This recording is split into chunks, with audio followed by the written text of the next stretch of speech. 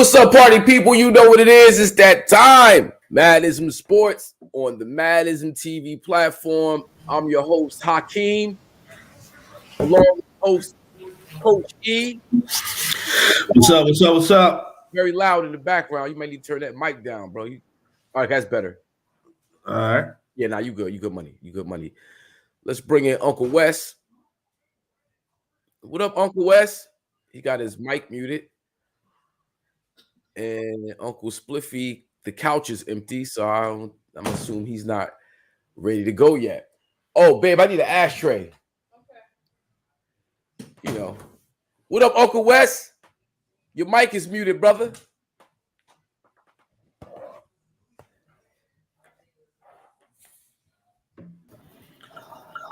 Spliff Daddy. What up? Yeah. What's up, fellas? Hey. Uncle Wes is in the building. What's good, fellas? Everything's good. Everything's good. So just to give you guys a heads up, we're going to have a special guest today. Errol Flanagan, a.k.a. Pearl, is going to be in the building at some point, and he wants to give his opinions on the Kyrie situation, which I'm sure we're going to thoroughly get into. But Coach, your boy, man, your boy. What's going on, fellas? what up, Wes? What's What up, up, Wes? No, it's not. Huh? What happened? Wes? Now, if you can't hear me now, Yeah, we can hear you. I think. He's freezing up. Well, you know what? While we get that together, let me run this video right fast so we can get the inviting this, everybody out there in YouTube, Facebook land, like, subscribe, add, share, the whole 9 yards, ring that bell so you can get the alerts when we go live and direct. Now we hear you. It's just going in and out. Still muted? No. It's not muted. You're just going in and out. Might be the reception. Let me try. No, get it together. Anyway, that said, let's get into real hip hop for the people by your man Hakim Green, produced by Ron Lawrence, featuring Amiri Baraka Jr., Do It All Kelly, and G Simone. Yeah.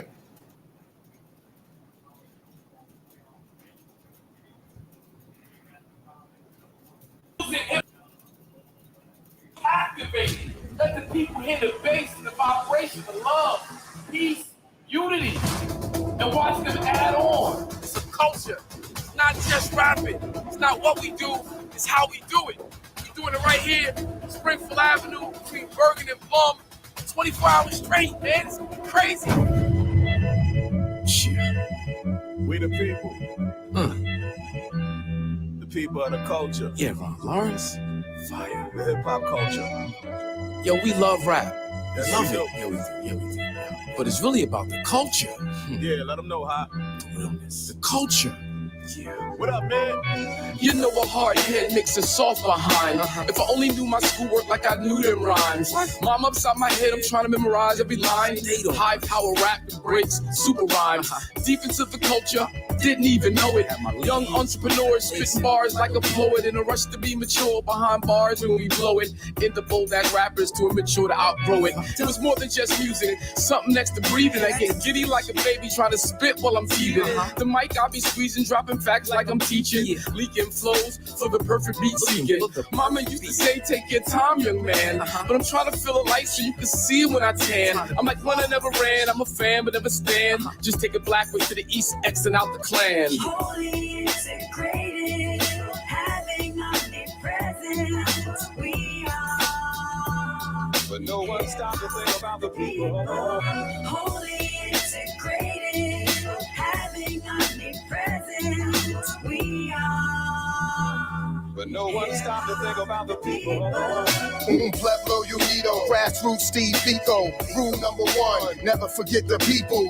I live that, I get back. Heart all in it, no gimmicks, straight facts. From the start, I'm the light from the dark. Born from black art, knew my part.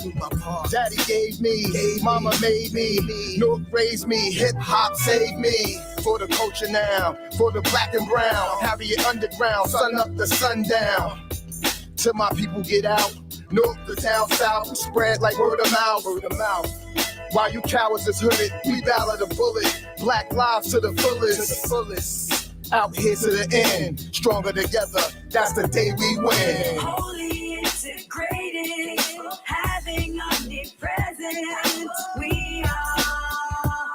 But no one stopped to think about the people. Holy integrated, having omnipresent, we are. Yeah. But no one stopped to think about the people. The legends before me are ones I want to get it like, but hitting quick hit different when hitting right.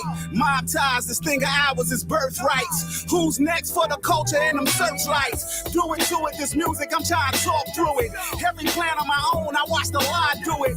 Airborne to ski like a Wendell Pruitt. Trumpets blow, this song's here, melodic ruins. Think for it before they have to think for 'em. Boom bap, I talk that and live enormous.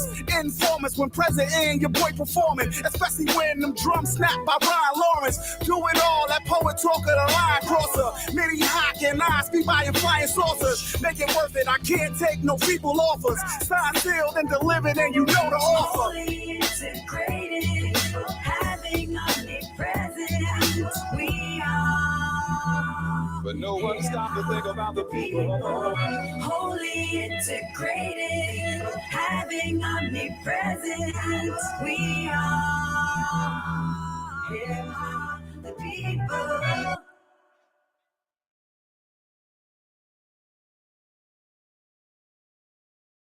Yes, that was Hip Hop for the People by your man Hakim Green, produced by Ron Lawrence.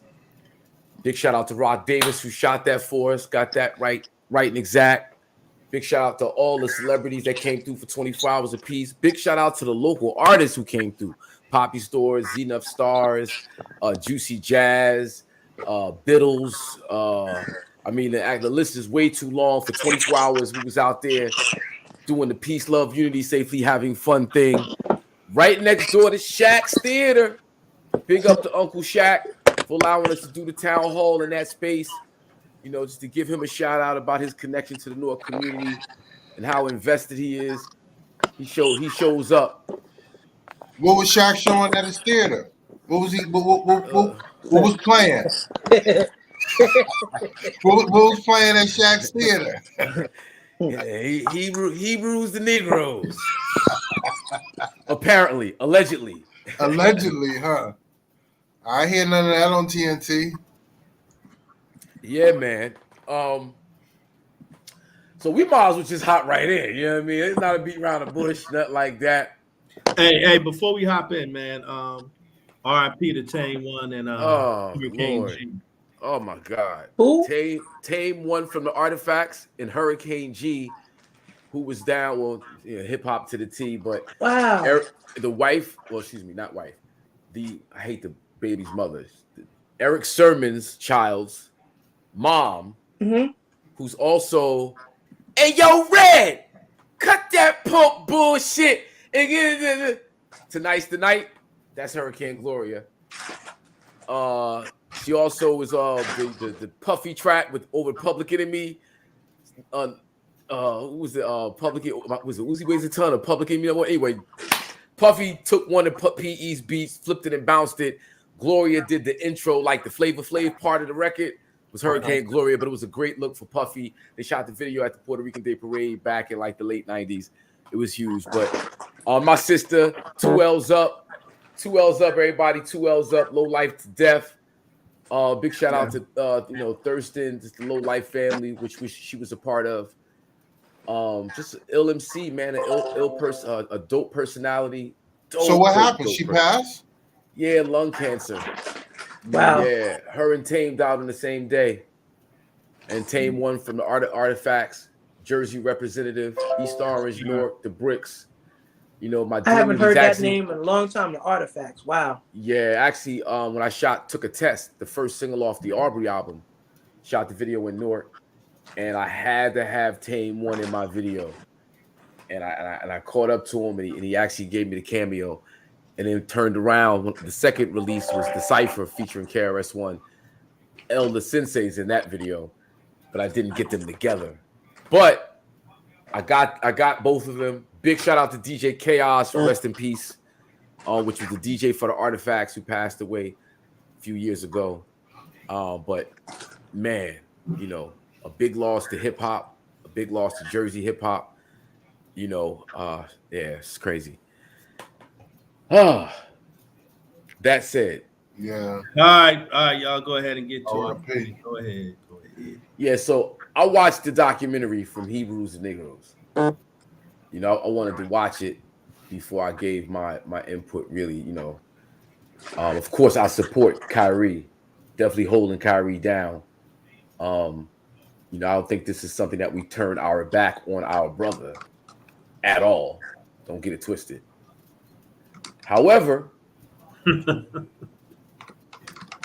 when you have anything dealing with Hitler and Holocaust denial, you're going to run yourself into problems. Through most of the documentary, I'm like, I can see that. I feel that. Facts. You know what? I don't know if that's factual, but I can make that leap. This is my feeling throughout the doc. But Holocaust denial and quoting Hitler, I'm not with that. And because it leads to targeting certain groups of people. And when you start to say all of anybody right off bat, you're off base. Mm-hmm. And, you know what I mean? All of anybody, you get off base. You're offensive. Yeah. It becomes offensive. So I don't given that, I don't think that he clarified his position, because I'm sure they were looking at the Hitler and they were looking at the dismissal of the Holocaust. So in looking at that, it gets wrapped around the term anti-Semitic. And I can understand our pushback on that because of our connection to Semitic groups of people and through religion and how we view ourselves from that region in connection to. I totally understand that. I get with that. But at the same time, we have to be careful in how we align or malign specific groups of people, because we have proof positive. It becomes very dangerous. It becomes very dangerous. It's a historical record that, and some of the positioning, how we pick sides and what side you're on, and leads to support other groups of people who have none of our interests at hand. And we're at a very political time right now, and certain groups have exposed their hand in terms of how they feel about other groups of people. And we want to make sure we don't end up empowering folks that don't have our best interest at hand either. We want to be careful about how we. So that's kind of my take in a nutshell. Well, y'all know that's my guy, man, and this breaks my heart. It breaks my heart because I know what his intentions were. I can say that wholeheartedly, and what they're doing to him, and it's coming out more and more now. About liken it to buck breaking.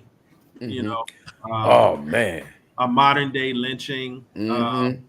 The Toby metaphor, the meme that's going around.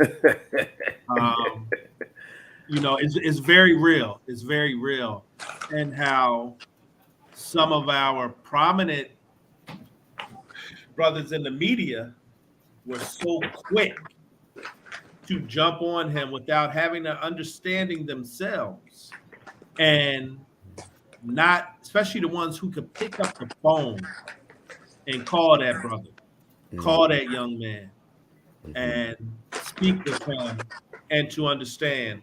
I saw a very eloquent post by Jay Williams today, where he spoke about the nuances of the apology, about what's going on.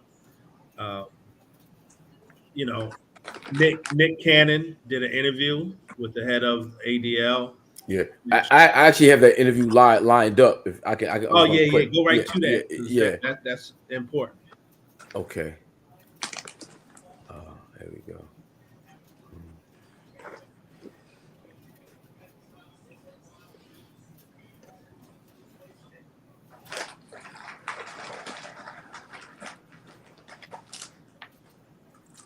didn't say, no, I'm not anti-Semitic. At the press conference, tell us about that movie. Why he did. He said, stop dehumanizing me. And the movie is saying white Jews invented the Holocaust. 6 million Jews didn't get killed. Okay, I know that isn't right. Because it's a gigantic historical record. Jewish people know when you dehumanize this way, we know what's around the corner. So in that same statement as those are the tropes that dehumanize Jewish people, the same buck breaking. What's that? I don't really know what that means, to be perfectly honest. The slave masters would bring the buck, the one that gets out of line. So all the other slaves would see lash after lash, show them the power to set an example.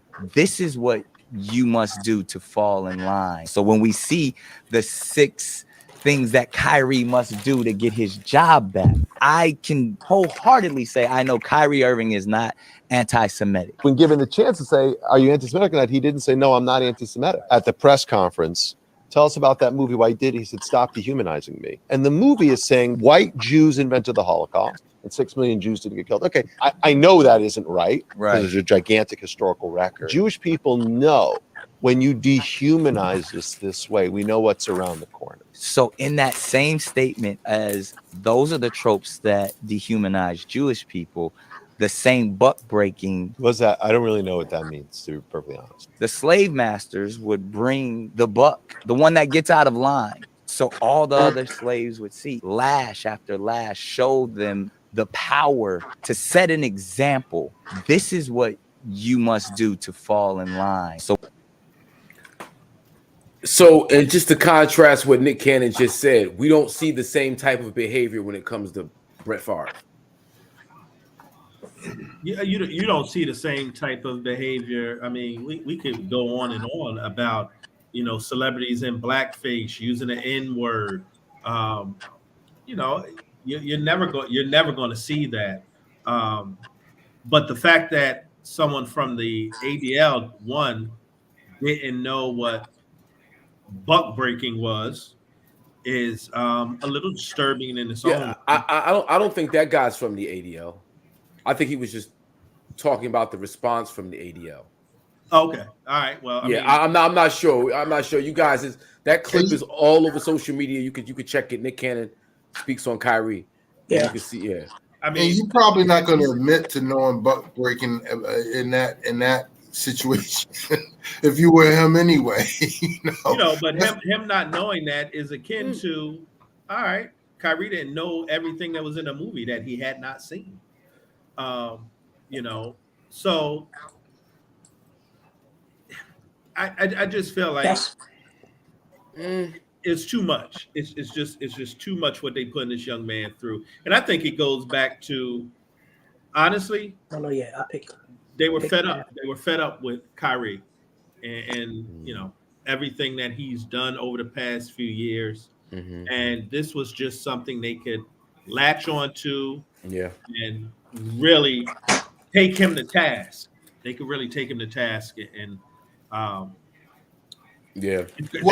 if publicly he can basically show no contrition as far as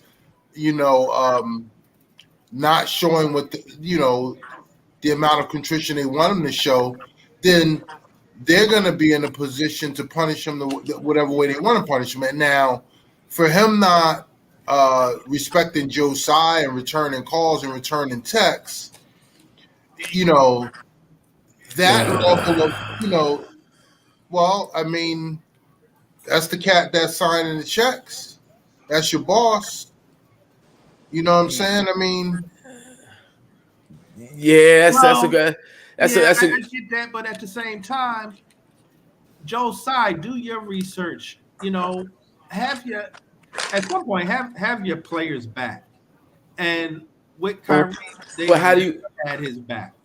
But I don't know about that one right there. I'm talking about on the 2 major issues that have come up as of late. One being the vaccine issue, which he was right on, and they never apologized to him on that. If you want to talk about apologies, all right, he was right on that. And now with this one, have his back, because he did apologize first of all. With the vaccine, right? It's called the novel coronavirus. And it's called the novel because well, why? Because it's new. Yeah. That's what right. Everything that was happening was a crapshoot. Because we had no thing to we've never had this experience before to say this is the roadmap, this is the right and exact way. This is all we were doing was taking chances. Kyrie just happened to be right. I mean, whether he happened to be or not, the fact is that in the end he was right. So all that he had to go through during that time, but they never apologize and say, you know what? Right. But I don't think they think he was right. And if you look at it and think in hindsight, Kyrie was right, I don't. I think, first of all, he was selfish in regards to what he did to his teammates. Because that wasn't Thank you. I agree with you. It doesn't matter. It's the effect. Yeah, it's the effect. And he was the pilot of getting all those guys there and all of that. And that's I a whole. Agree with you. I agree with you on all of that. But Coach, you got to look at it, and you look at this situation now. His apology was sort of. It was like. First of all, it was public, and it was for the world to see he was doing something that he didn't want to do. Mm-hmm. And he was doing something certainly not the way they wanted him to do it. So, he's going to have to be punished for that just because of the fact that then he played, keep away from the owner, whereas, he wasn't responding. He wasn't reaching. He wasn't answering. Let's play team ball here. I need to play team ball. You can't be on your own island. How do I cover your ass if you want to help me cover my ass? You gotta if we in this together, we gotta be in it together. And I'm $37 million a year in it with you, bro. Yeah. Now, look, I did not know until actually Cliff, you said that he was ducking calls and all that. But I still don't agree with.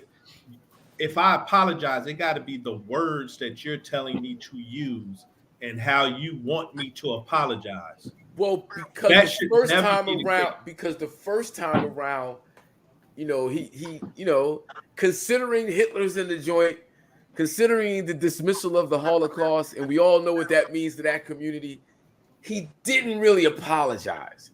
However, his written apology, he did. His written apology, he did. Yes. Yes, he did. Yes, he did. Because he wrote that. Yes, he did. Huh? He wrote that. Right.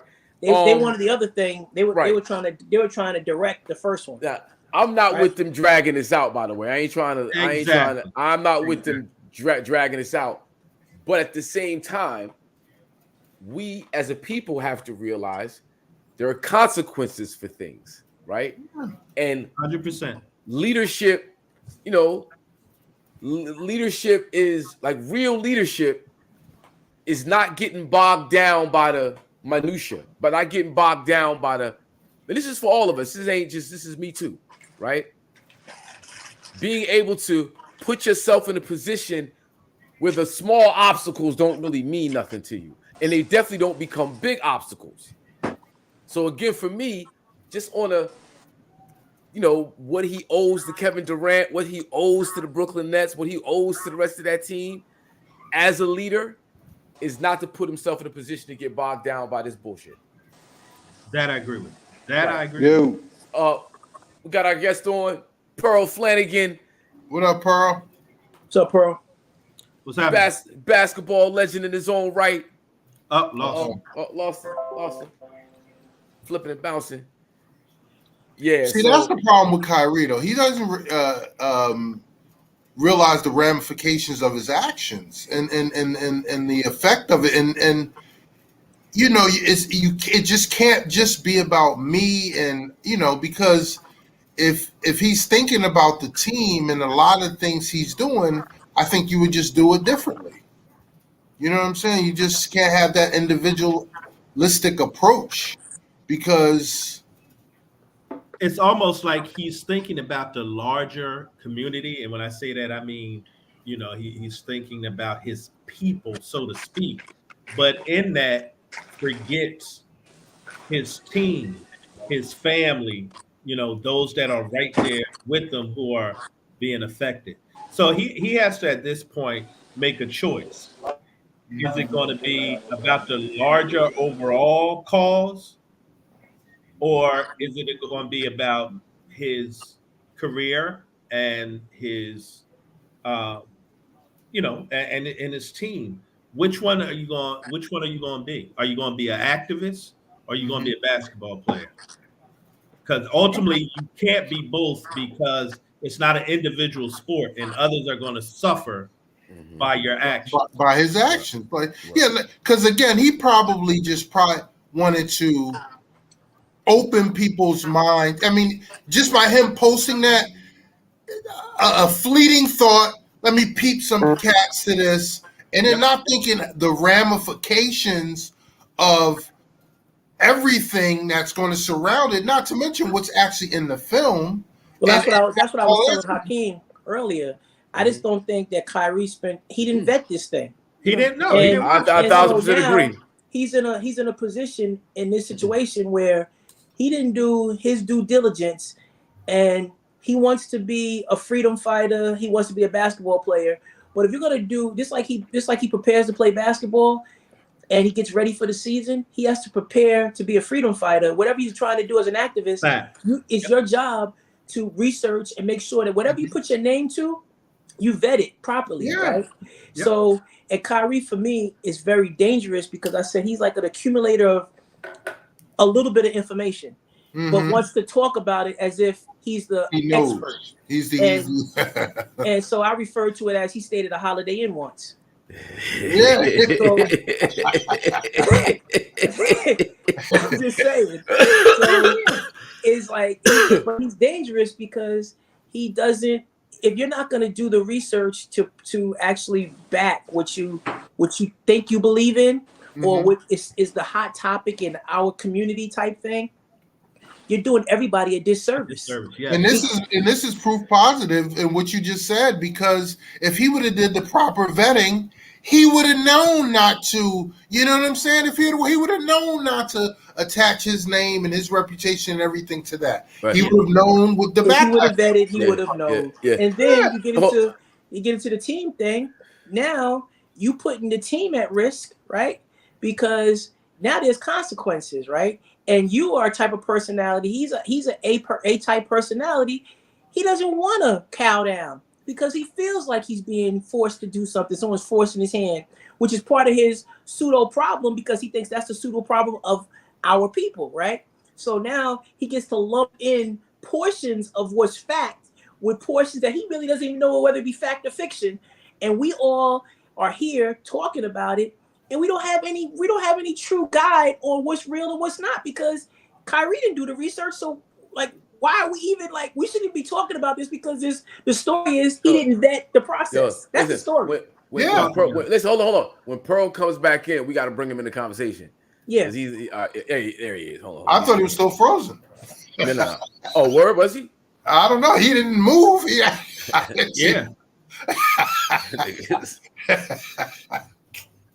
He looked like he in a locker room somewhere. What up, brother? What's up, Pearl? Pearl. He frozen. Yeah, he froze again. Yeah. Yeah, I mean, I think a lot of this is maturity, and we've seen time and time again his maturity as a leader, as an activist, is not there. And quite honestly, this one I think is going to hurt, because I truly believe he has to make a real choice right now. Yeah. Either stop playing basketball and go on with this movement that he's on, this journey, so to speak. Yeah. Or just play basketball. Yeah, I think he's just gonna play basketball. But somebody was telling me, one of you guys were telling me he had a meet with Silver today. Yeah, he met Silver. He met with Silver today, but now it's at the point. Yes, we know somebody's going to sign him at the end of the day when this contract is over, but he's costing himself money. Oh, a lot of money. He's on an extremely short leash, and But does anyone know what the list of things that he has to do? Yeah, He has to apologize again. Okay. And he has to, say he's not anti-Semitic. Yep. Okay. He has to give $500,000 to the ADL or organizations that fight hate speech. Which, if I'm him, I'm just going to give it to the NAACP, and that would really throw a monkey wrench because the ADL actually said they didn't make the money. They actually denied it. And he also has to sit down and do sensitivity training, as well as anti-Semitic training. Wow. Was that 6 right there? Yeah, that whole list is what up, man? Kind of tight. You froze again, bro. You in a bad spot. Yeah. got the tight face right now. Yeah. So the 6 things, man, are just you're gonna bow down. You're gonna bow down. Yeah, and while I think he was wrong, I think they're trying to emasculate him now, basically trying to 100%. Definitely make him capitulate publicly to the Nets and how he basically reinstates himself. But let me ask you guys a question. So, what do you think would be a respectable resolution to this? I think the apology is one thing, right? That goes without saying. I don't know if the fine is too steep. I think it might be. We're setting precedents with somebody who's not the first person to offend a race in their career, right? So I don't recall a white player having to go to a Baptist church on Sunday to show sensitivity training. They said a little brief apology about how their best friend is black, and they move forward, right? Mm-hmm. So this is a little bit much, I think. I think the apology, and if he wants to go to some type of Jewish, to get some more background on the Jewish and the Holocaust, I could see something like that. But I think that's as far as it should go.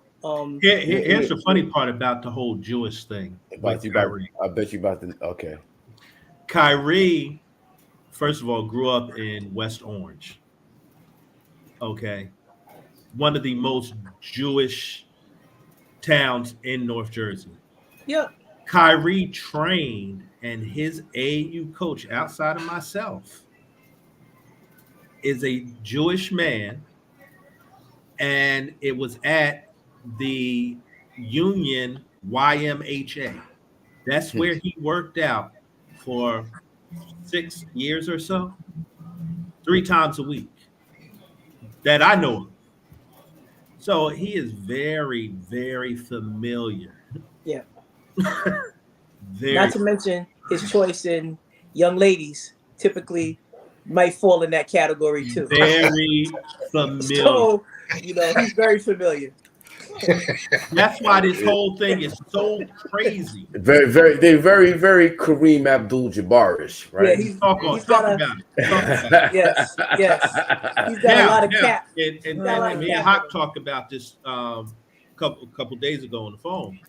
When Kareem was really deep into his Islam, his Muslimness, got out of Milwaukee, went to LA. Kyrie, Muslim, trying to go where? LA. Wow. That's a story right there. I don't know. And and that's one of the reasons I thought Kareem should have been like, "Oh, brother, I understand." Yeah, that's a point right there. The bridge, the leadership, the mentorship, Don't have it, man. But how is that possible? I don't know. All the greats that have come through the league, who've had all the experiences you could think of, because ain't nothing new under the sun. Well, why wouldn't you have that direct tap in? I'm gonna ask you that question for you. I think the generation. It's a different breed. Magic's generation, Magic and Isaiah, they reached back and they got that information from those guys. The generation that's playing now, you get cats like Kendrick Perkins saying when Bill Russell was alive, when he was still alive and kicking on TV, saying that LeBron has gone through more civil rights stuff than Bill Russell. There's a disconnect, man. There's a disconnect with that generation. Like, so they don't really have the same type of knowledge to even say those guys have gone through something, and they're the reason why I got $20 million in my pocket every night, every year. We look at Shaq and Chuck. Yeah. Right. Mm-hmm. Just they're taking a lot of heat and criticism because it seems as if they attack Kyrie Irving. Right. So people don't appreciate that at all. And the embrace, especially with Charles Barkley, with this new generation has been contentious. And it's like, Charles Barkley, brother, you spit on people. Well, see, Charles Barkley is the outliner. Charles Barkley is the outliner. And unfortunately, my man Shaq is falling in that line too. They like that check. Yeah. They don't want to do nothing. They will not do anything that's gonna mess up that check. Yeah. And that's what I get from both of them guys. Like, it's unfortunate because I didn't think Shaq was ever gonna be like that, because Shaq doesn't have to go the same road as Barkley does. Right. To be honest with you. Right. But Shaq has chosen to. He don't go all in like Barkley, but he definitely won't piggyback off of Barkley. He let Barkley take the first hit to the grill, and then he come running around the side. But Barkley is Barkley's hateful anyway. Mm-hmm. That's who he is. He's just he's the sour. He's the bad apple in that group. Right. In his generation, because that's just who he is. And to that point, right? Just Barkley. When the allegations against Sarver was flying around, Charles Barkley went to bat for Sarver. Went to bat for him. Talk about it, brother. Talk about it. He went to bat for him. Yep. And that's my golf buddy. He good people. Yeah. And come to find out, it was all facts. He's calling people nigga and calling women out their name and treating people this, just second class citizenship. That generation, that's facts. Generation did not embrace that whole Barkley Jordan. Let's just say that whole 80-ish generation did not embrace those who came in the 90s. Your AIs, your Kobe's, who looked up to them, and wanted to be them.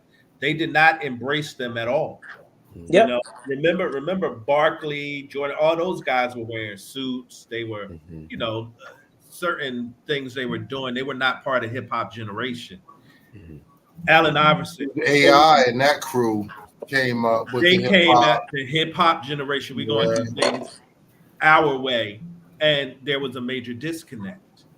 Whereas Kyrie's generation that followed, they looked up to AI and Kobe, and they have a relationship with them, but it doesn't go beyond that.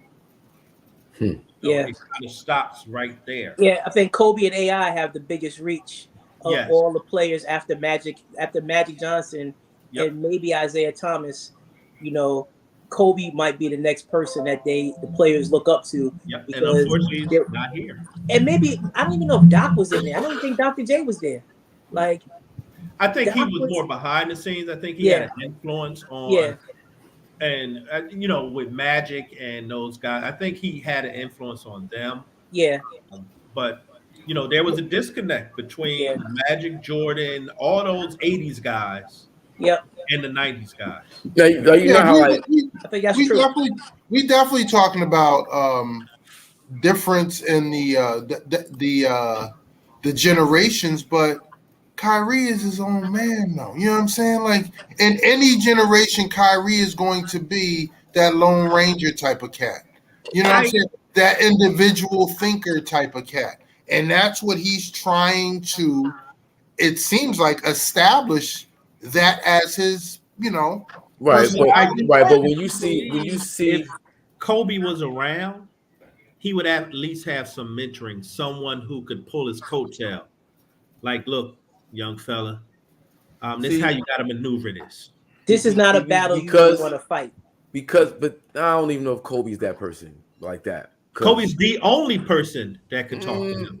Well, yeah, but Kobe's got some like when you look at Kareem Abdul-Jabbar, who literally is having the same issue, like had the same issues. Yeah, in terms of he should be able to talk to Kyrie right now. Like that channel should be able to be met. Like other people, intermediaries, people in the system, be putting them together. The network of people should be, because of what's at stake, because of what you mean, because we know what you're trying to say, and we don't want to see you get lynched, young brother. So listen, let me pull you back. Let me share with you my personal experience and what I had to go through those conversations ever happened. Like, because Kareem's story, like when I learned about the kidnapping, I mean, it mirrors. Bro, people died around Kareem. People got kidnapped around Kareem in politics and religious beliefs. Yep.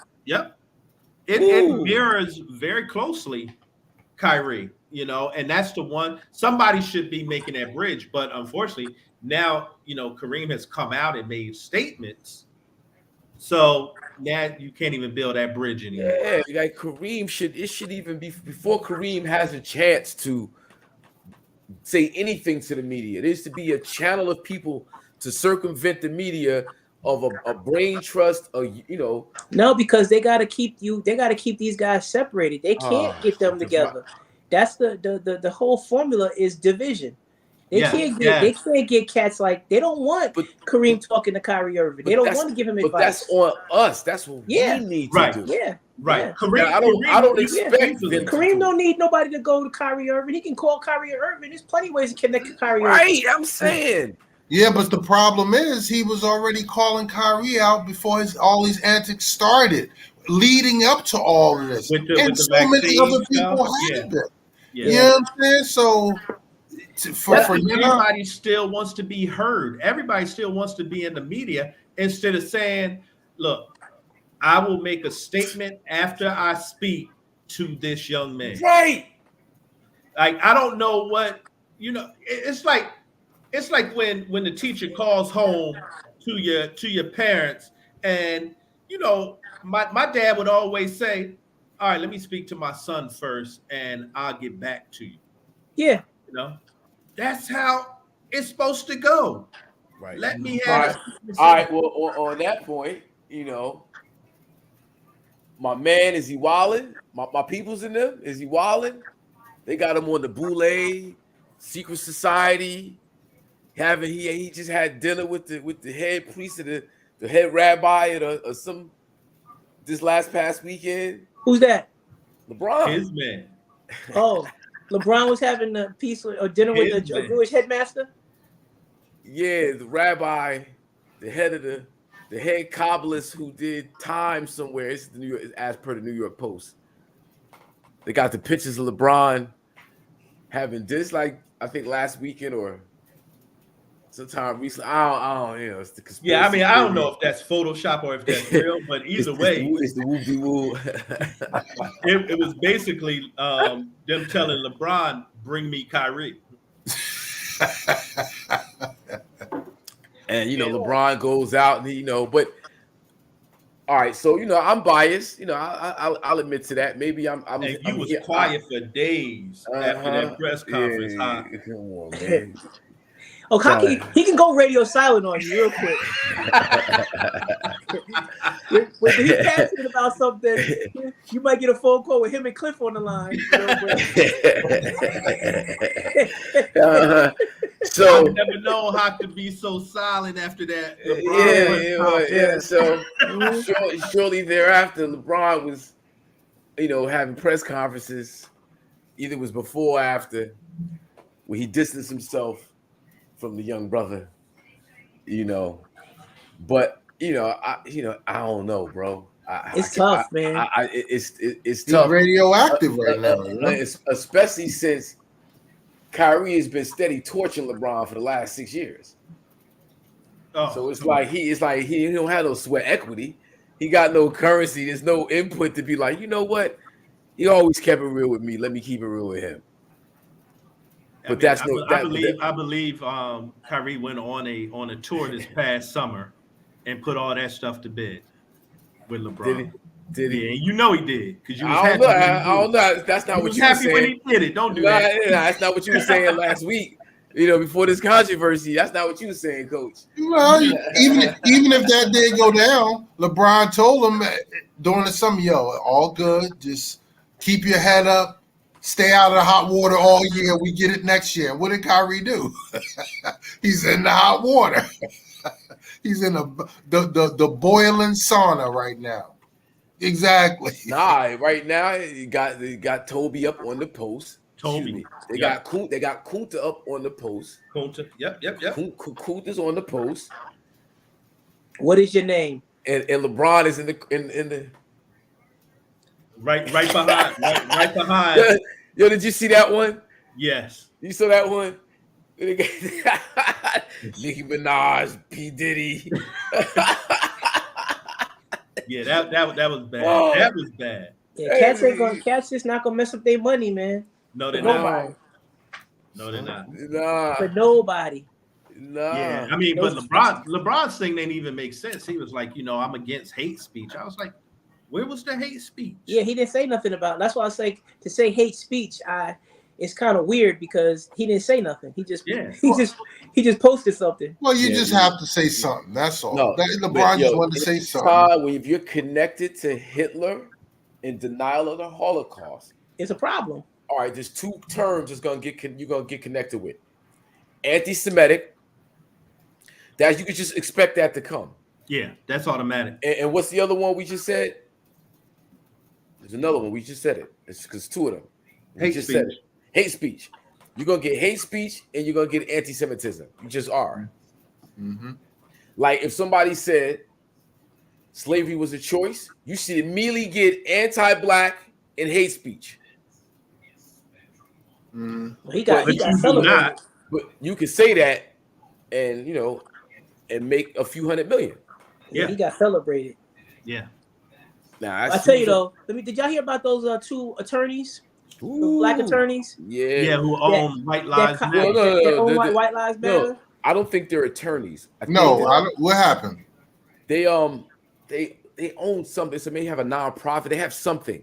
Yeah, they decided so somebody. Go ahead. No, somebody gifted it to them. They gifted it to this black company, and now the black company is offering it for sale to Kanye for $1 billion. For $1 billion. And we all know he don't have that right now. His money tied up right now. The way his bank account is set up. He do not have $1 billion right now. Yeah, man. So yeah, that's pretty much in a nutshell. I think we've cooked that bird. Yeah, we did. Yeah. So let's talk about the season, gentlemen. 10 games in, and I can tell you the season is over. Lakers season is off. Why you say that? Nah, they about to get it together. What you talking about? They 2-8, man.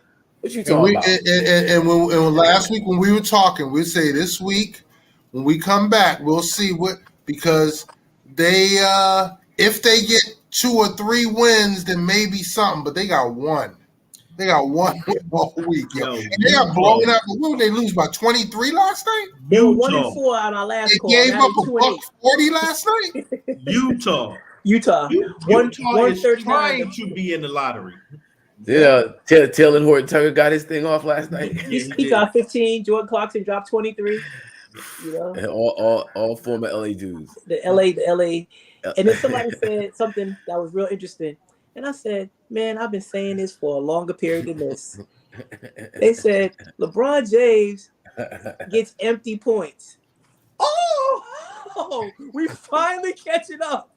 That man can score 25 in his sleep. It doesn't mean that it's impactful. He can score 25 in his sleep, period. And I'm not taking that away from him. But impact points. 35, 12, and 7 in the finals and they lost.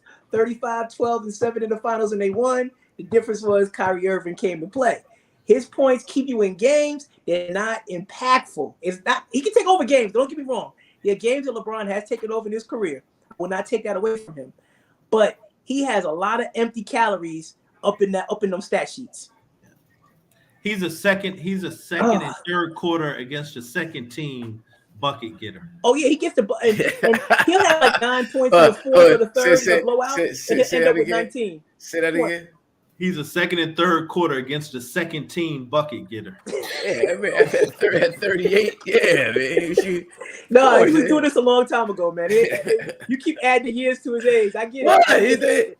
You know, he's been doing that his whole career. 30. Oh, yeah, stop it. Lot of quiet points in playmaking. Yeah. No loud Jordan points. Jordan, you felt you knew Jordan was scoring, yo. Like, I mean, there was no quiet, nothing quiet about 30. Jordan wouldn't even be in the game if the second team defender was in there. He's like, you know what? Take me out. I'm not even going to do that to you. Like, I'm not even going to play while the backup is going to try and guard. That never happened. Not with the Wizards, it didn't happen? Oh my! No, it didn't happen then either. He wasn't going to play. You sure, coach? It's so funny, right? You sure, because coach? Hakim say that Hakim Wizards, right? At the same 38, 39, 40-year age. But when it was LeBron, he said, he 38. Yeah. That's what I'm saying. Wow. Jordan was 40 on the Wizards. He was 40 on the Wizards. I'm just saying. So you want to wait till he turned 40. Yeah, but Jordan had like years of rest in between time. You're right. He didn't play 20 straight through. But when you're playing against the second team defender, that's rest. Yeah. And he played a whole different sport. He ain't just retire. He's playing. You know, you do a lot of this playing baseball. You know that, right? Yeah. Baseball's not like a grueling stop start. No, it's not the same. It's not the same thing. Okay. But let's not digress. Let's not digress to that. There is a story about Jordan. I don't know who told me. It might have been you, coach. It might be US. About there was a pickup game while he was retired of all NBA stars, and they said this Jordan put the work on everybody like it was nothing. like when he was playing baseball, he could still come in and drop 40 on you easy. Yeah. Well, that's how he got back in the league. He came to a pickup game in Vegas during the summer. Maybe that's what he lit up a whole lot of cats that were still playing in the NBA. You told me, yeah. I guess I can just come back next year, and he did. Right. Yep. So, but who's looking good this year? Milwaukee's undefeated, right? No, they lost last night. Oh, they did? Okay. They were Atlanta beat them. Atlanta beat them without Trey, actually, but Trey, I thought Trey played. No, he didn't play last night. Oh, I thought he had like 30-something. Oh, that's big then if he ain't play. Mm-hmm. That's real big. That's huge. Wow. I'm trying to pull up the because I don't think it was even close, was it? They they beat him by like 14 or something like that. Yeah. I think it was 98 to 113 or something like that. Who's that? Bucks and Hawks? Yeah. 98-117. Yeah. So beat him by 19. Yeah. So the Bucks are 9-1, and let's talk about the other team that put it on the Lakers. And LeBron's talking about he want to go to them probably after the All-Star break, after he breaks the record in the Lakers uniform. He want to go back to Cleveland. Go back to Cleveland. Yeah. 8-2, right? Cleveland doing their thing. Cleveland looks good. They lost last night to Clippers got them last night at the buzzer. Paul George took over the game late, but Cleveland's looking real tough. You know, they're tough. I mean, look at the Celtics are 7-3. The Hawks are 7-3. That's a pretty good start. The teams the Sixers, Nets, Heat are all 5-6, 4-7, and 4-7. Wow, the Sixers. Wow. Yep. What's James Harden doing? Well, he's hurt. He's hurt for a month now. Yeah, that's right. What happened to him? Was it back? No, it's a hammy again. I think it's a hammy strain. They put a needle in his hamstring and gravy came out. Yeah. he's out for a month though. Well, he didn't look out of shape though. He looked good. He actually looked really good. He looks good. He looks like does he's look in shape. But he might have done too much to get back in shape. Yeah, and that's what happens. His body is shocked. Yep. Yeah. Big shout out to JT who's in the building. Thank you for supporting each and every week, my bro. The Jazz are 9-3. The Suns are 7-3. The Trailblazers are 7-3. The Nuggets are 7-3. The Mavericks are 6-3. The Grizzlies are 7-4. And then the Clippers are 6-5. Then you get to the Warriors are 4-7. Ooh. And they can't win on the road. Warriors are 2-8. Isn't coming through like it should. They're 0-5 on the road. And they had to. It was a miracle win last night. They had to come back last night at home. Yeah, Steph got to perform miracles right now. Mm-hmm. So that's interesting. But it's early, 10 games in. Yeah, because the Jazz are not going to be there, you know. What's the Mavs giving you? The Mavs are 6-3. They beat the Nets last night, and yeah, they did. But you see how the Nets lost that. Durant missed that free throw, could have tied it. Yeah. So I mean, you know, it's unfair, or maybe it's not unfair. Maybe it's just the reality of the situation. But Kevin Durant is having a hard time in Brooklyn, man. It's like, it's just his individual story, his legacy, what he's compared to. When it's all said and done, he got a lot on his shoulders right now. I would go back to karma. I get it. I know his legacy. That's all I'm saying. I'm going to karma. And what Caps are going to say is that he got celebrated the sweet. Now it's bitter. and Caps are going to look back and say ultimately he during the height of his powers he chose Kyrie over Steph. You know what I'm saying? I mean, that's basically what they're going to say, because ever since he chose Kyrie, it's been nothing but a mess. Yeah. A mess. Complete mess. A mess. Yeah. Big shout out to Steph Curry, and that's because one smoked weed with him and one didn't. Yeah, shout out to Steph Curry for being that guy in Davidson. Don't blame it on the weed, bro. At Davidson, that's when he put himself on the map. Mm-hmm. Yeah. And then shout out to all the GMs that said he was too small to play point guard. Because six of the teams could have had him, right? He was 7th, right? Mm-hmm. Yeah. So I mean, at this point, KD, unless he's traded this year, goes down as like Bernard King did with the Knicks, a great scorer. No, I don't think it would be that. He got 2 chips. He got 2 chips. I'm saying in New York. In New York. Bernard King didn't win. There's no playoffs. He didn't win anything. Nothing. I'm saying in New York only, not overall career. Like Bernard King was a great scorer, was just couldn't do anything with the Knicks. KD has become the same thing with Brooklyn. I see what you mean. It's not the like KD came with Kyrie. It was a specific goal. It was a specific formula that was supposed to. It was the NBA way. They did it the NBA way. Your boy on his phone and hit him on Instagram, and now y'all teammates way. Right. Bernard King just came to New York, and he had to play with Ray Williams and Bill Cartwright. It suffered through knee injuries. And Larry Demick. and Hollis Copeland. Hey man. Like they gave KD what he wanted. Yeah. He is just like you said, karma is ill. Yeah, I mean he was a big toe away from winning that Milwaukee's championship. You know what I mean? That's definitely karma right there. That's legit. They would have won that chip. They Clearly would have beat Milwaukee. Karma. That's crazy. Karma and accountability. Because how many times is he gonna step on the line? Yeah. Yeah.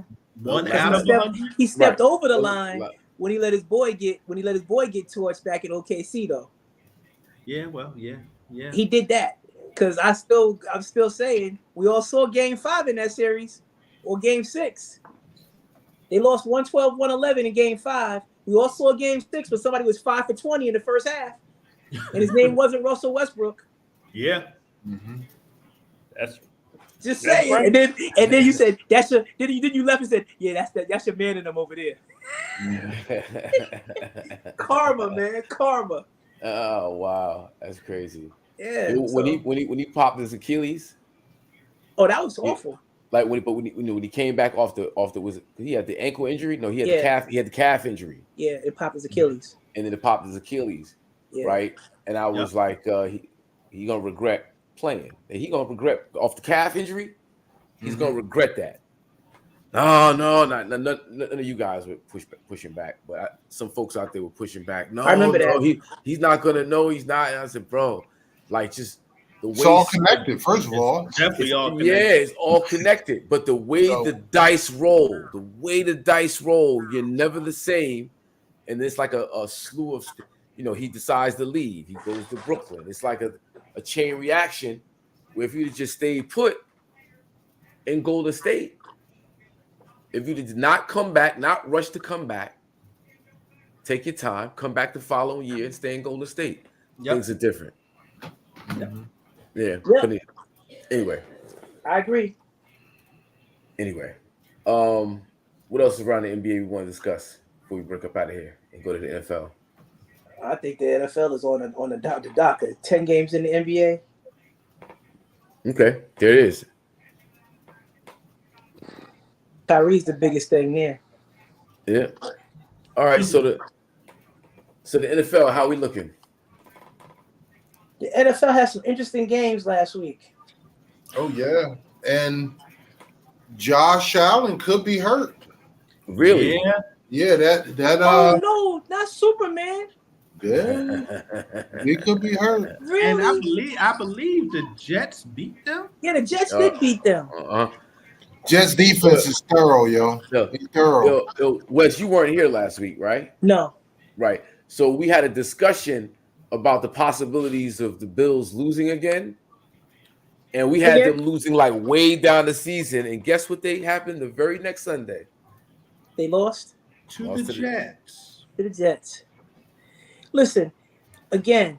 I think I was on record last week of saying the Jets could get them one of those games. I definitely said the Jets. I said the Jets, Miami might get them again. I got them losing a few more times. I'm not a believer in the Bills. I'm not a believer in anything from Buffalo.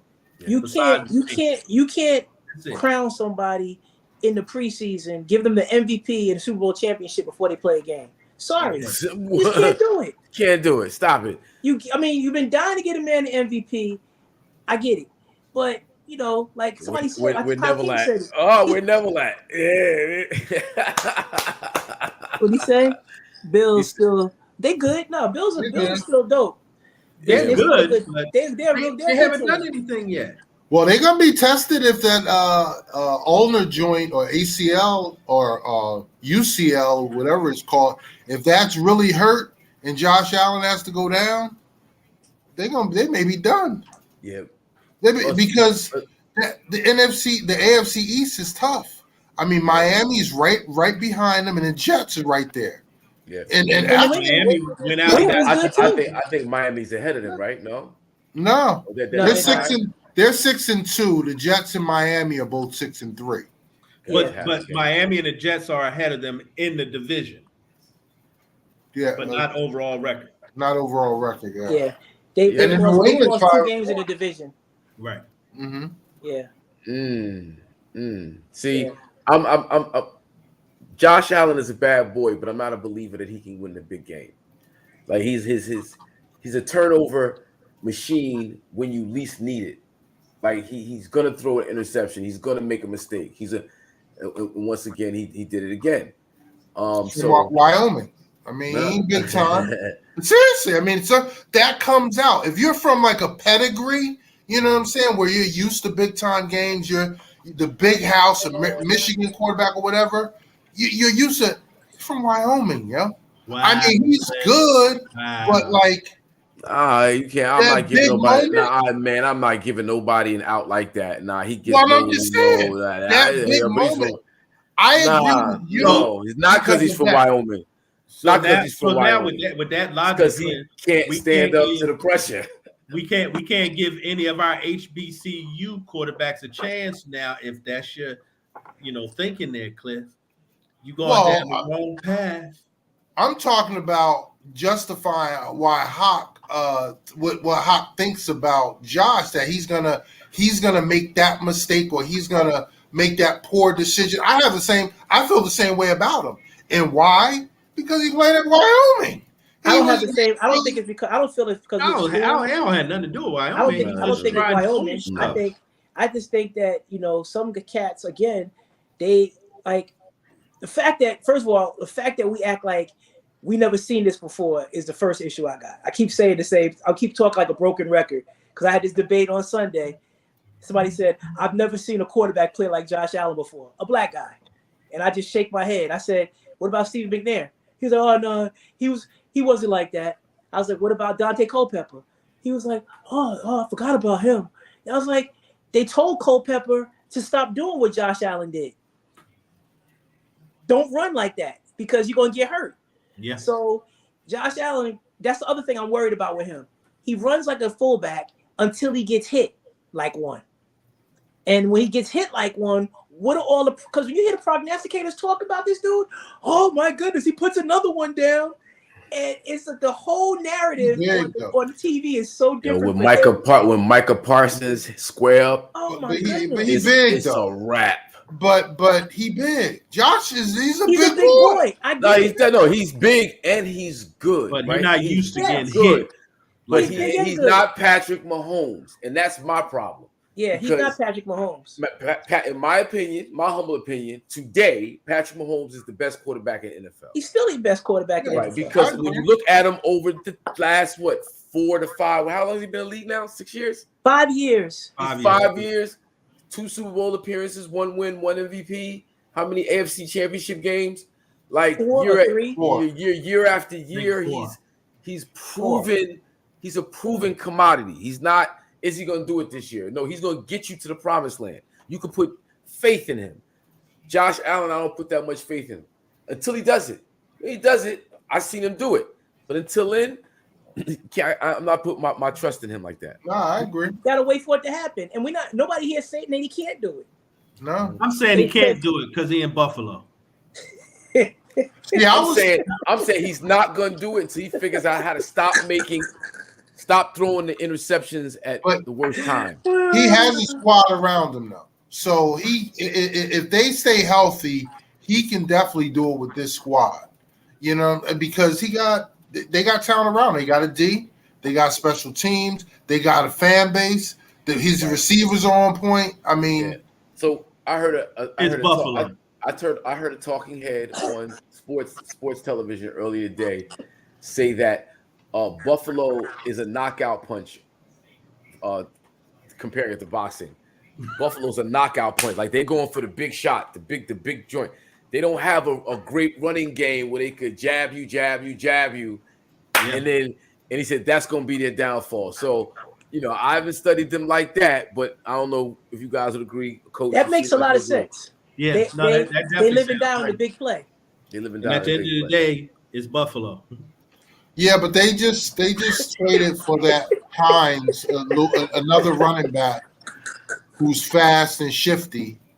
So they trying to extend that running play, that running game by not, Why are we acting like Buffalo, no matter what they have, is ever going to win anything? It's never going to happen. They're busy going to get one coach. Come on, stop it. It's never going to happen. If they win 4 times or 5 times. And it was 4, but those are some good teams, yo. They went 4 straight. 4 straight. That's what I'm saying. Those are some dominant teams. 4 straight. Come on, man. You gotta win 1. 4 Well, straight.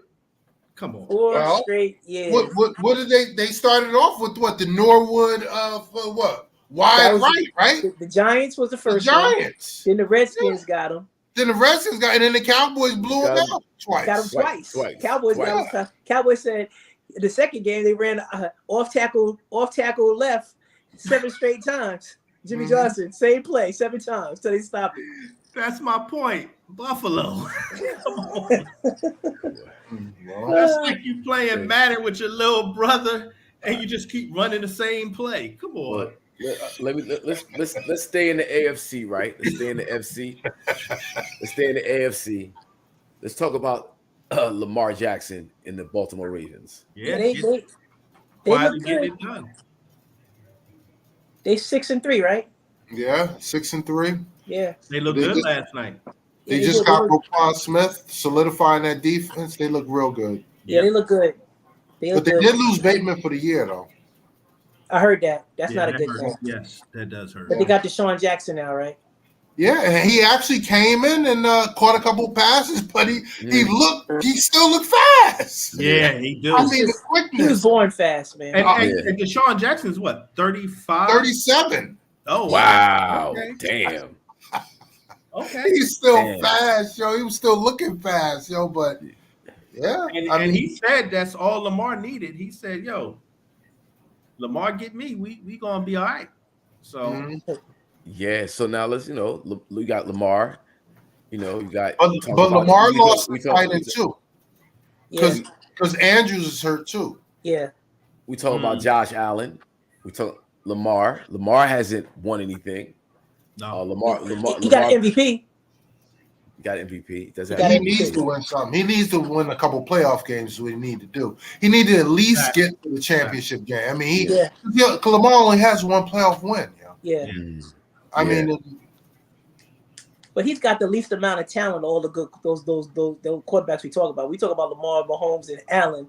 Lamar got like scraps in terms of talent around him, and the worst luck because everybody just stays injured on that team. You're right. Yeah, but they're probably gonna be. Football. We could keep acting like you can't win by yourself in football. They saying that about Aaron Rodgers right now, even though he's the one stinking up the gym. But that's he needs to retire. Yeah, he does. He needs to go get immunized again. Oh, but it's funny. We say you only won today, Wes. You got some good ones.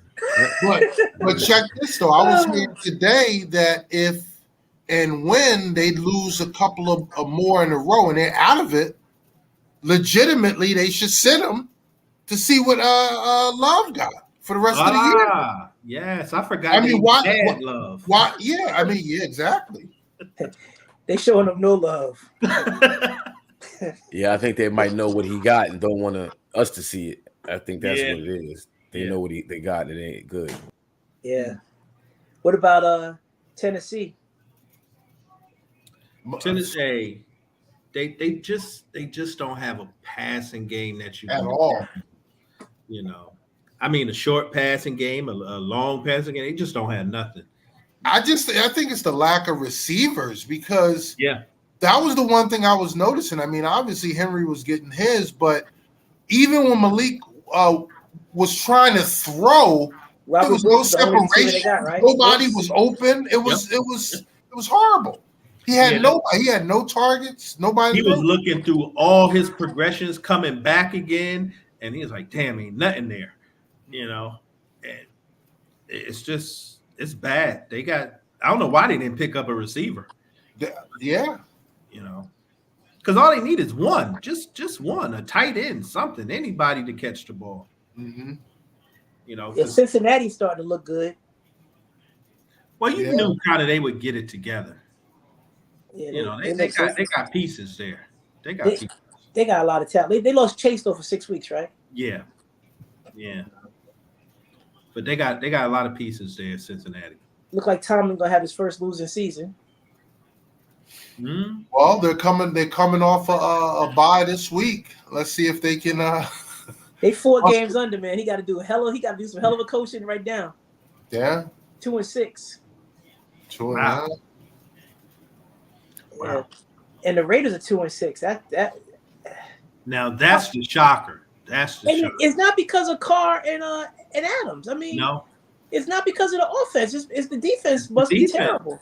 Yeah. Well, they got shut out last week. Yeah, by New Orleans. New Orleans. Yeah, New Orleans shut them out last week, but they just can't win. And you got to realize they got a new coach. I mean, it's Josh McDaniels, right? Yeah. Yeah, that Belichick coaching tree don't travel. Nah, it's only good in New England. Yeah, it's only good in New England. Only person that actually has a little bit of success got fired. Flores. Yeah. Well, speaking of coaches, what about that Indy hire, Jeff Saturday? Yo, now Jeff Saturday been on. He's been Indy on hired who? ESPN for a while. Jeff Saturday, you didn't hear that? To do what? To coach, He's head the coach. now. They got rid of Frank Reich. Yeah, they got rid of him. They fired him yesterday, and they and Irsay named Jeff Saturday the interim coach. And apparently, Jeff Saturday has been a consultant for the team this whole time. Mm-hmm. That nobody knew about.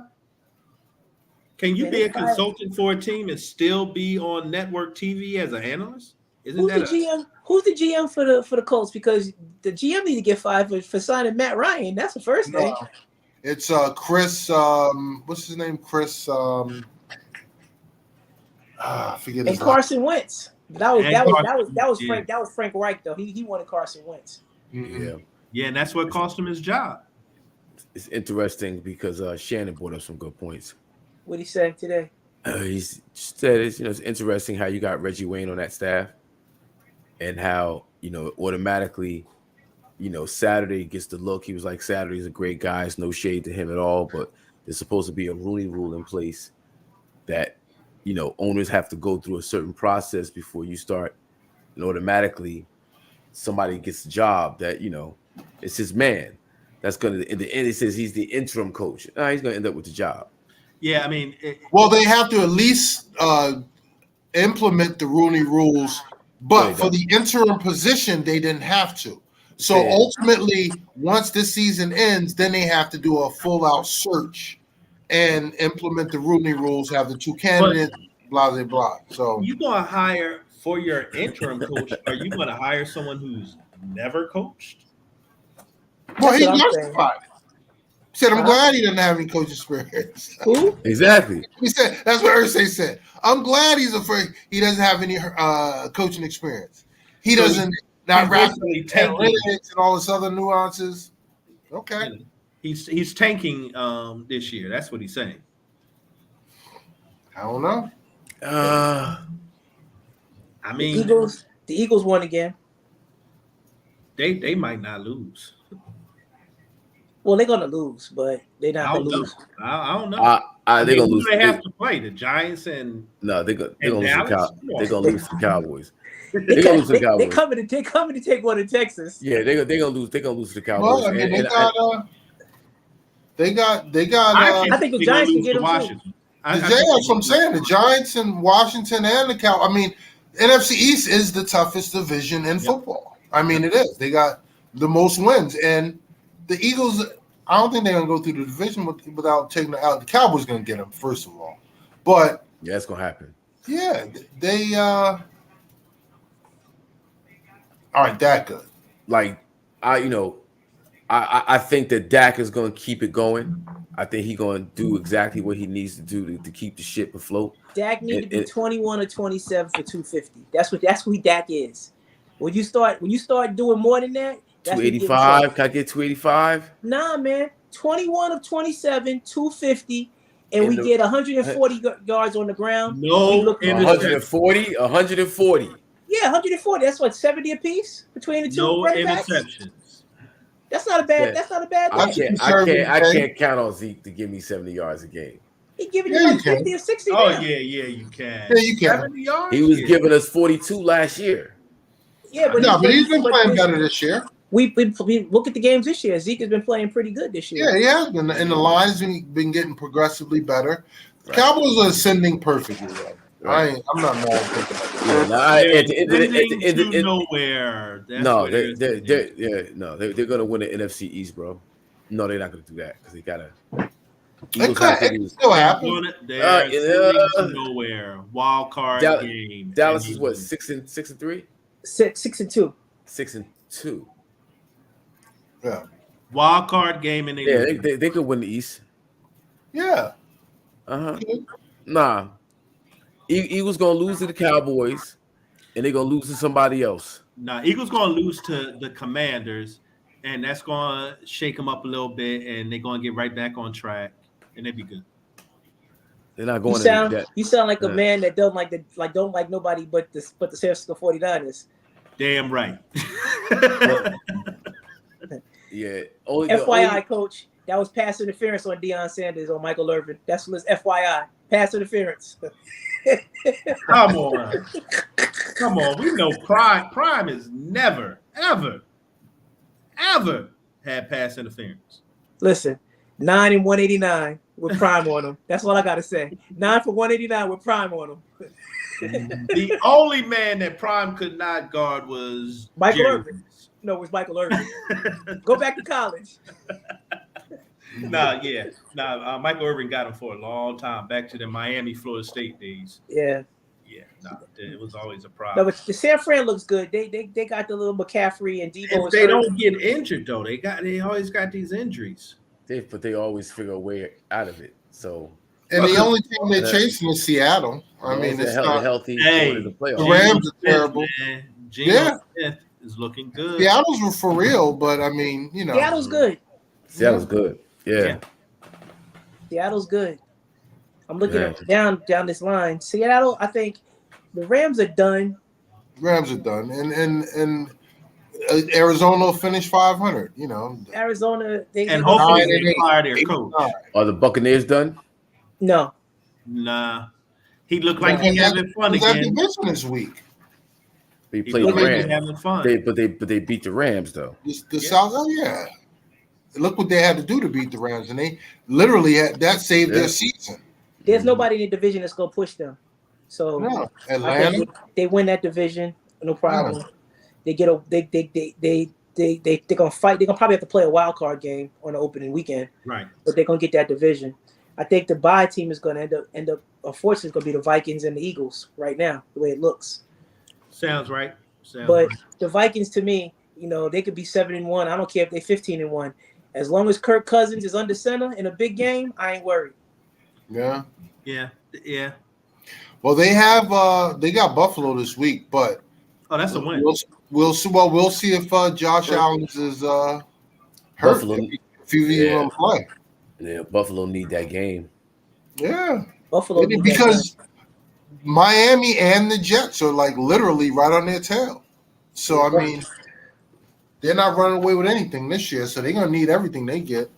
Yeah, Miami is the Patriots are 5-4, and the Miami and the Jets are 6-3, and they're 6-2. So they right there.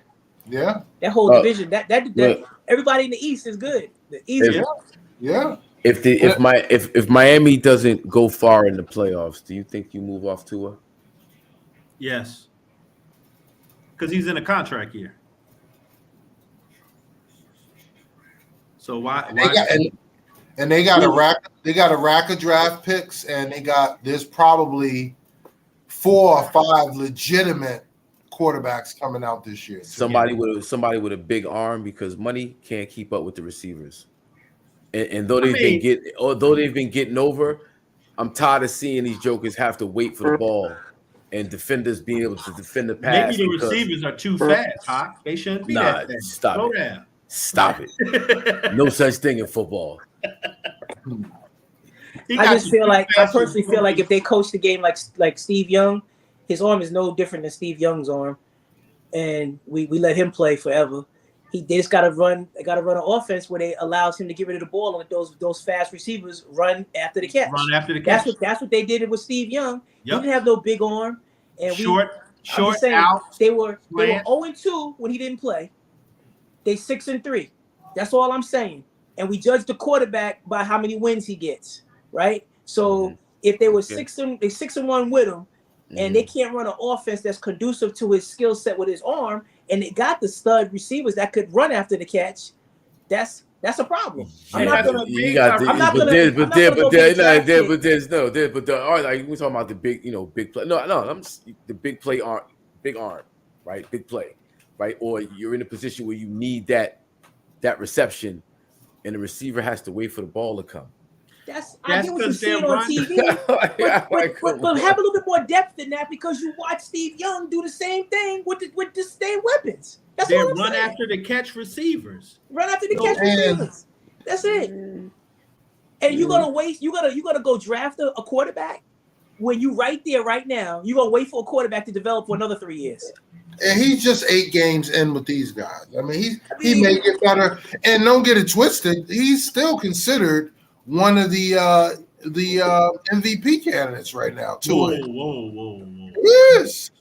Yeah, he's considered, but it's just. Yeah, but look what he's doing. Tyreek is on Tyreek Hill and Jalen. Yeah, he's on pace for over 2,000 yards. Tyreek Hill's getting those yards anywhere he plays. What I'm saying is, you play with Pat Mahomes, he didn't have 2,000 yards. The quarterback is Pat Mahomes didn't get 2,000 yards. He got 1,100 in 8 games or 9 games. Yeah, 1,100 already. Yeah, you got how much of that is look who he's throwing to. Right, look he's throwing to. What do you mean? Who's throwing to? Look who he's throwing to. He's throwing Tyreek Hill and Waddle. No, I'm saying Tyreek Hill has 1,100 receiving yards in 9 games. But how much you run after the catch? I don't know, but my point is he has 1,100 yards. No one's doing that. He's on pace to get 2,000. That's all I'm trying to say. He played with the best quarterback in football and didn't get 2,000. You're sharing the ball. I mean, other weapons, you sharing the ball. Well, Waddle. I mean, no, they said that Tyreek Hill kind of stifled the Kansas City offense because you want to go to him because he's so fast. Right. Now Mahomes shares the ball. Right. And in Miami, it's really Tyreek Hill and Waddle. But at the end of the day, like I said, if you play the game. If it ain't broke, don't fix it. I got you. I'm just, I'm interested to see Steve Young. How it goes down. If I'm Miami, and no one, don't get it twisted at all. No one has had the speed in our lifetimes that that cat has. Those two dudes, Waddle No. The Dolphins had it before. Yeah, the Duper brothers. They were not burners like these guys. It wasn't this. No one's like the cheetah. No one's like this. I don't think anybody's like it, but I think that was the equivalent at that time. What I'm saying, you watching but you're not catching this guy with a body like Dorsett. You're not catching this guy. And we ain't even talking about Mostert in the backfield. You know what I'm saying? So the defense have to count for all this. I'm saying all that to say, like with that's why they're working with all this open space. Tyreek Hill, defense have to respect their speed. Tyreek Hill, there's no take the right angle. There's no angle. If you don't be right on him when he catch the ball, you're not catching him. You're done. Now, you toast. Now we talking about Tua about MVP. Shouldn't we be talking about Tyreek Hill? Yeah. Yes, yeah. Absolutely. That's what I'm saying. That's the real MVP. That's the real MVP. That's the MVP of Miami. Is Tyreek Hill. Thank you. Yes, sir. I'm not saying Tua's MVP. I didn't go down that path. I know he's a candidate, but Tyreek Hill is the MVP MVP of that squad. That's what she did. They're not giving a receiver. If I somebody just go. Every time, not. Yeah, but the thing about what Steve Young used to do that Tua has to do. Steve Young threw the pass earlier and let them go get it. Yeah, he waits for them to get downfield and tries to get it to them. That's the difference. You got to just let them go get it, and Tyreek Hill can go get it. Just put some air on it. He gonna go get it. Yeah. And if he don't John get it, Taylor and Jerry Rice, man. Ricky Waters, John Taylor, Jerry Rice. Yeah. Roger Craig. Yeah. Weapons. Yep. But this Miami team, they got Waddle, they got Tyreek Hill, they got Mostert. That's a track team right there. All three of those cats are fast. They got a good squad. I just don't think that Miami will be. I don't think it's a smart move. I don't think you give Tua a lot of money, but I don't think it's a smart move to wait for another quarterback when y'all right there right now. I think you give him something to keep him. Yeah. But not and a lot. who they get? You still draft a quarterback, not maybe with that first pick, but nope. And they just got Chubb, didn't they? You know, they got Chubb. Miami's good. I mean, they got a good squad. Yeah. No, they trying to go for it right now. Yeah. Yep. You know, they trying to go for it. Oh. Outside of that, I don't see nothing else in the NFL. Packers are sorry as hell. Mm-hmm. The Bears are looking better. What's up with the Raiders? Lord have mercy. Baby. They 2-6. Wow. I mean, I think what we're seeing is started the season off with a bang. I think we're saying you should not have a professional sports team in Las Vegas. That's what it is, you think? I truly believe that. Yeah, I can't see how you could have much success in that city, keeping your players in line. Even on weeks when you got road games, they hanging out all week anyway. Yeah, it's too much to do. I can't. Yeah, but you're gonna lose that argument because, well, first of all, the Aces just won it. The WNBA won a championship. The Golden Knights, I actually lived there that year. That first year in the league, they went to the finals, and so professional teams, but they flourished there. The town loves them. It's tons of revenue. But you're right, Coach. You're keeping those players in line, and it's football. It just seems like it doesn't get old quick. Like it's Vegas's, but other than Vegas, there's nothing really around Vegas, right, Cliff? Yeah, but it's 24/7. 24 hours. It's everything, whatever you want to do. You come outside at 4 o'clock in the morning, there's a line around the corner. Shopping or whatever. It never stops. Yeah, and I've never seen a place like that. Pocket full of money. And the difference, Cliff, is the Aces and the Golden Knights don't have the kind of money them Raiders players have.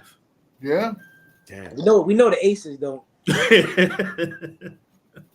Mm-hmm. The Golden Knights are a hockey team, right? Yeah. Wow, crazy. And LeBron, you heard LeBron already pitched it. He wants to be on a team in Vegas. He already. Yeah, I wish he would retire and start that team so we can get the Lakers back on track. I keep pitching myself and saying, man, maybe I can still watch a game on TNT maybe in 3 years. Like I used to do, like the good old days. Now I just go to bed and wake up and turn my phone on to see if they won. That's it. Yeah. All right, well, if that's what it is, Madizm Sports. This is episode 83. Damn, we inching up on 100. Let me just send some shout outs real quick. Big shout out to Media Famous, fine folks over there doing wonderful things with content distribution and marketing. Go check them out, mediafamous.com. Oh, my bad. Get y'all some money. Zach picks week 10. Best bets. I can't see him. Got the Bears -3, Dolphins -3.5, top dog, Seahawks, and Cardinals. Yes, sir. Seahawks 2-5. Anyway, I like that Seahawks pick. Mm-hmm. They're in London. They're gonna get Brady in them. I like that one. Yeah. Who's somebody I was trying to shout out to? I forgot. Who do they play in London? Tampa Bay. I think Brady's on a roll right now. He's smiling. The divorce is final. He good. Y'all bad, yo. Y'all bad. Come He on. called Bridget. He called Bridget Moynihan up. He said, "Hey, boo, remember me?" Oh man, yeah. Yo, I think he's back. What's the rest of the team looking like though? Yeah, I know. All right. Oh yeah, and I didn't get to say that. Cliff shouted me out on my Astros in 6. Oh yeah. True. And now I'm living They shut the schools down in Houston yesterday. All of Houston was shut down. No school yesterday. Oh, you went to the parade, Wes? Hell no. I ain't go to no parade. You know, but Cliff, the gap between the Astros and the Yankees is large. Yeah, it's large. Them boys gonna win again next year. When Aaron Judge Rizzo, we better hope we get an Aaron Judge. At least hope to keep him. And Rizzo's probably gonna leave. Didn't somebody leave? Rizzo. Okay. Yeah. He opted out. Okay. That's just to get more money. He want a longer contract. That's all it is. He want a longer, but he also see the writing on the wall. There's a lot of bullshit the Yankees are throwing at people in terms of Cashman and Boone. So, you know, yeah, I don't know what I'm gonna do because those Stevie Wonder and Ray Charles, they ain't gonna get us no chip. Damn. Wow. I'm like, yo, those dudes are terrible. Wow. Hey, that's one thing I want to do. We need to celebrate Magic Johnson and his ownership. Oh yeah, he got one with the with the soccer team. Yeah, LA Football that's Club. Right, they did. Yep. Yeah. That's awesome. Salute to Magic Johnson. Yeah, man. He got another championship. He got his fourth ownership. Was that his fourth ownership? I think third owner. Dodgers. Yeah, Dodgers. His football club. What's the other one? It wasn't the bubble chip. No. That he only got player chips with the Lakers. Okay, that's right. Wow. But there's another one he has. Does he own part of the LA Sparks? I don't know. But he has 3 as an owner. I know he had the Dodgers. I think it is Sparks. Yeah. So he's doing good work out here. That's good, man. And you notice, speaking of good work, you notice he stayed quiet during this Kyrie thing. Oh yeah. He just hasn't said anything. Yeah, cats are like, nah, I'm staying away from that, boy. And I don't know. Jaylen Brown stepped up, put his arms around Kyrie. Yeah, he did. Jaylen Brown did put his arms around him. And there's a growing number of players who aren't really appreciating. In fact, they're talking about the NBA Players Association filing a grievance. Yeah, an appeal. Yeah, because of They should. Yeah. They should, because like I said, I don't see no white person coming to no black organization for sensitivity training. Never. And that's why I said Kyrie should just give the money, because they just said $500,000 to an organization against hate speech. Give it to the NAACP. The ACP. Win-win for everybody. Win-win for everybody. Because there's some Jews in the NAACP. Yep. It's for everybody. Yep. Yep. I agree. That's a good one. Yep. All right, fellas. Week in the books. All right. Lakers win again, my man. I'll see y'all in February. The Lakers next week. 3-10. 3-11. Yeah, I had 3-12, but that's good enough. 3-10 is good too. All right, they're gonna surprise you. Come on, Russ. Hey, Russ is playing good ball though. He's playing. All good right. ball. Well, LeBron wasn't on the floor last night, and Russ didn't win the game. Yeah, because once you start losing, LeBron stopped playing. He stopped showing up. But LeBron didn't play last night. He got a foot injury. He got a foot injury. Foot soreness. Foot soreness, and he ain't trying to play back to backs. He up in age. 38 back to backs. The LeBron 20s, cause a little soreness in the foot. Yeah, man. All right, fellas. All right, peace.